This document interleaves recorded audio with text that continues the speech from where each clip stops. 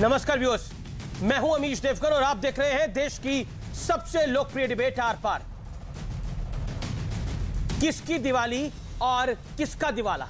अगले 1 घंटे आर पार में इस सवाल पर महामंथन होगा, क्योंकि दिवाली से ऐन पहले 32 सीटों पर उपचुनाव का रिजल्ट आ गया है जनाब। 13 राज्य, 29 विधानसभा, 3 लोकसभा सीटों का जनादेश देश के सामने है। तो सबसे पहले ग्राफिक्स के जरिए आपको नतीजों का मैं ट्रेलर दिखा देता हूं। पहले 3 लोकसभा सीटों का हाल देख लीजिए। हिमाचल की मंडी सीट पहले बीजेपी के पास थी, लेकिन अब इसमें बीजेपी की बड़ी हार हो गई है। कांग्रेस का कब्जा हो गया है, यानी हिमाचल में कांग्रेस ने एक अच्छी जीत दर्ज करी है। मध्य प्रदेश की खंडवा सीट पर बीजेपी की फिर से वापसी हुई है, यानी जीत हुई है, लेकिन बड़ा उलटफेर हुआ है दादर नगर हवेली की लोकसभा सीट पे, जहां शिवसेना ने ऐतिहासिक जीत को दर्ज कर लिया है। अब विधानसभा की बात कर लेते हैं। हिमाचल की तीनों विधानसभा सीटें बीजेपी हार गई है, यानी यहां बीजेपी को सबसे तगड़ा और करारा झटका लगा है।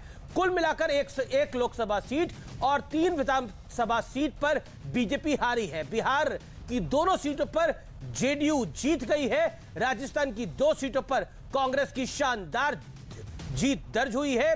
इन 2 सीटों में से एक सीट पहले बीजेपी के पास थी।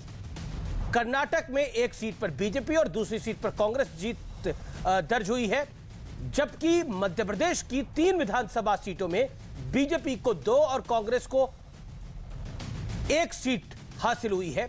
सवाल उठ रहा है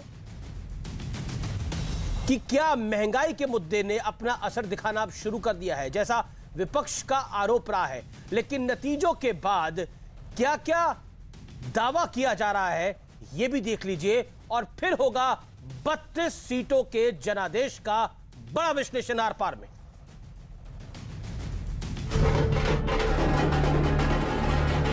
सर्वमंगलमांगल्ये शिवे सर्वार्थ साधिके शरण्ये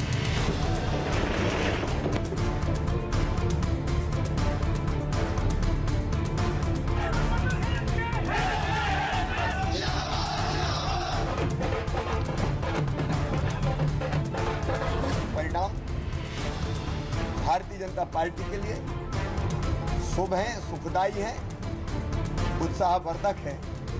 और ये परिणाम ये सिद्ध करते हैं कि प्रधानमंत्री श्रीमान नरेंद्र मोदी जी में जनता का विश्वास है। लोकसभा चुनाव में बीजेपी कुल 3 में से 2 सीट हारी है। विधानसभा चुनाव में भी जहां कांग्रेस और भाजपा की सीधी टक्कर है, भाजपा हारी है।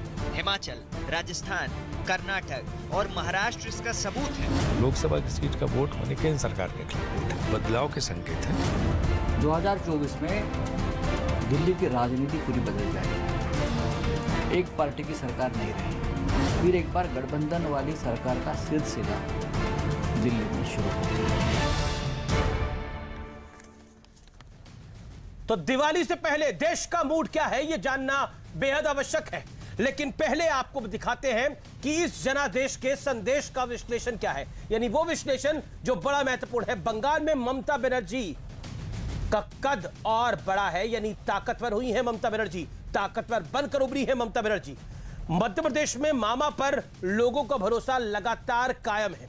राजस्थान में जीत से गहलोत का गांधी परिवार पर दबदबा बड़ा है, यानी अशोक गहलोत ने दिखा दिया है कि उनमें दमखम भी है और चुनाव जीतने की रणनीति भी है। अशोक गहलोत क्या वाकई तुरुप का इक्का है कांग्रेस पार्टी के लिए, यह बड़ी बात होगी।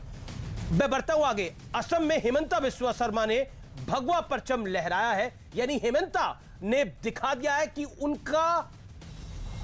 उनकी जो रणनीति है वो कारगर साबित हो रही है असम जैसे प्रदेश के अंदर। नॉर्थ ईस्ट में कांग्रेस की सियासी हैसियत लगातार सिमटती जा रही है। यह कांग्रेस के लिए एक स्ट्रॉन्ग मैसेज है, बड़ा संदेश है। कांग्रेस की हैसियत नॉर्थ ईस्ट में बहुत कमजोर हो चुकी है। महाराष्ट्र में शिवसेना बीजेपी के खिलाफ अब ज्यादा आक्रामक होगी। ये मैं इसलिए कह रहा हूं कि दादर नगर हवेली के अंदर जो पहले रुझान है उसमें तो 60% तक की वोट शिवसेना का कैंडिडेट पा रहा था। पा रही थी। यानी कुल मिलाकर एक लैंडस्लाइडिंग विक्ट्री हो गई है वहां पर। हालांकि दादर नगर हवेली जो है वो महाराष्ट्र का हिस्सा नहीं है, लेकिन केंद्र शासित प्रदेश है, लेकिन महाराष्ट्र में शिवसेना अब चढ़ के बोलेगी। यानी क्या? क्योंकि शिवसेना ने अपने कदम महाराष्ट्र से बाहर निकाले और एक बड़ी सफलता मिली है, ये बड़ी सफलता मान सकते हैं। इसका डायरेक्ट इंपैक्ट बीजेपी को झेलना पड़ेगा। और देखिए, संजय राउत ने छूटते ही बोला, जैसे ही नतीजे सामने आए, बोला 2024 के अंदर मिली जुली सरकार बनेगी, इसमें कोई डाउट नहीं है हमें, वापस वही युग आएगा। यानी कुल मिलाकर महाराष्ट्र का फॉर्मूला अगर देश में लागू होगा 2024 में, तो नरेंद्र मोदी के लिए मुश्किलें पड़ेंगी, यह उनका कहना था। हिमाचल बीजेपी की हार सत्ता परिवर्तन की बड़ी आहट है।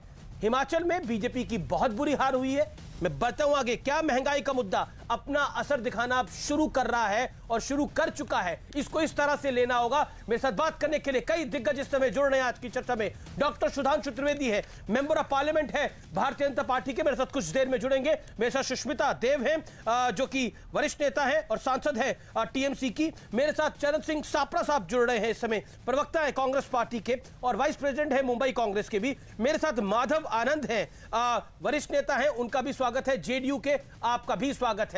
आप तमाम लोगों का स्वागत है। मैं डॉक्टर सुधांशु त्रिवेदी शुरुआत आपसे करना चाहता था, लेकिन आप जुड़ नहीं पाए हैं। लेकिन माधव आनंद, चलिए, जेडीयू ने तो जीत हासिल कर ली है अपनी जगह पर, लेकिन कई जगह बीजेपी का डब्बा गोल हो गया है। अगर मैं बंगाल से शुरुआत करूं और बंगाल से हिमाचल तक आऊं, हार का सामना करना पड़ा है, बताइए। जिस तरह के उपचुनाव के रिजल्ट आए हैं, एक बात तो अमित जी ये तय है कि आदरणीय मोदी जी की लोकप्रियता में कहीं कमी नहीं आई है और भारतवर्ष की जनता एनडीए में अपनी आस्था व्यक्त कर रही है। कुछ जगह पे जरूर हार हुई है, उस हार का भी विश्लेषण होना चाहिए और विश्लेषण हम लोग करेंगे। बिहार की भी स्थिति आप देखिए तो दोनों उपचुनाव में जो है हम लोग की जीत हुई है, एनडीए के उम्मीदवार जीते हैं और यह दिखाता है आदरणीय नीतीश कुमार जी का जो विकास मॉडल है और प्रधानमंत्री जी जिस तरह बिहार के लोगों के लिए काम कर रहे हैं, ये भाई साहब ना, ये जो विकास मॉडल है ये हिमाचल में क्यों नहीं काम कर रहा? मेरा सवाल ये है, ये बंगाल में आपका काम नहीं करा, हिमाचल में क्यों नहीं काम करा ये विकास का मॉडल? जी, कई जगह की अलग अलग परिस्थितियां होती है। मैंने बोला कि कई जगह हार हुई है, उसका भी आकलन होगा, बीजेपी डेफिनेटली आकलन करेगी। लेकिन अब देखिए ना, की आप बात कर रहे हैं अमित देवगन जी, देश की सबसे पुरानी पार्टी कांग्रेस आज जिस रोग से पीड़ित है, मुझे लगता है उसको अगर मेडिकल साइंस की भाषा में कहा जाए तो मैं कह सकता हूं उसको रडरलेस ड्रिफ्ट सिंड्रोम से पीड़ित है। यानी ऐसी नाव जिसकी कोई पतवार ही नहीं है, बिना पतवार की नाव, यानी लीडरलेस जो है तो जो कांग्रेस हो चुकी है। ये नतीजे आपके लिए खुशी वाले हैं, गम वाले हैं, या फिर आप कह रहे हैं कि अभी आप कुछ नहीं बोलना चाहेंगे?